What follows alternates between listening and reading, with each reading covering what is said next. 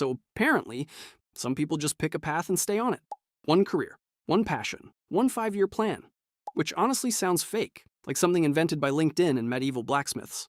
Because me? I've restarted my life so many times my brain thinks every Tuesday is a new era. One month I'm obsessed with filmmaking, then psychology, then business, while ignoring the actual thing I said would change my life 3 days ago. And for years, I thought this meant something was deeply wrong with me. Like maybe everyone else got this magical ability called consistency, and I got the free trial version. You know that feeling when you start something new? That dangerous little dopamine honeymoon phase? Everything feels cinematic. You buy the notebook. You reorganize your desk. You suddenly believe this new version of you is finally the real one. This is it. This is who I actually am. This time will be different. 3 days later, you're emotionally attached to an entirely different identity. Honestly, my personality isn't stable. It's just seasonal. And the worst part is, every new path genuinely feels right. That's what nobody talks about. People assume you change directions because you're lazy or distracted. But sometimes, you change because each new future version of yourself feels emotionally convincing. Your brain doesn't see another unfinished project. It sees the life that finally fixes everything. That's why it's so hard to stay. Because staying means grieving every other version of yourself you could have become. And humans are terrible at that. There's actually research showing the brain is heavily reward-driven by novelty.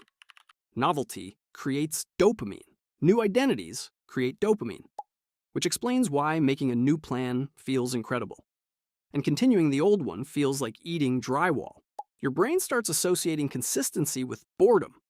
And boredom? Modern brains treat boredom like a hostage situation, especially now, because your brain wasn't designed for this level of stimulation. At any moment, you can become a creator, a musician, a startup founder. The internet turned identity into Netflix. Unlimited options, none finished. And eventually, something weird starts happening. You stop building a life and start constantly auditioning for different ones. That hit me hard, because I realized I wasn't addicted to progress. I was addicted to reinvention, to the feeling of becoming someone new before the current version of me had a chance to fail. Because if you leave the path early enough, you never have to find out whether you actually could have made it. And that's the part nobody wants to admit. Sometimes changing direction isn't exploration. Sometimes it's emotional escape dressed up as self-discovery, which sounds harsh, but weirdly, it also made me feel better. Because suddenly I realized, maybe I'm not incapable of commitment. Maybe my brain just learned to associate uncertainty with possibility and stability with death. But here's the strange thing.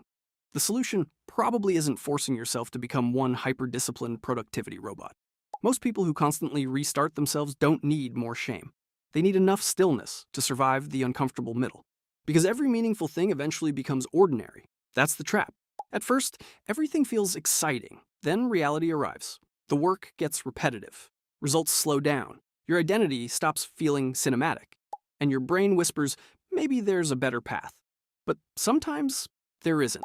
Sometimes you're just experiencing the moment where passion turns into commitment. And commitment is a lot less sexy. No dramatic montage, no new personality, no this changed my life moment. Just showing up again, while your brain begs for a different future. But maybe growing up is realizing the life you want probably won't be built during your exciting new beginnings. It'll be built in the boring middle you keep trying to escape.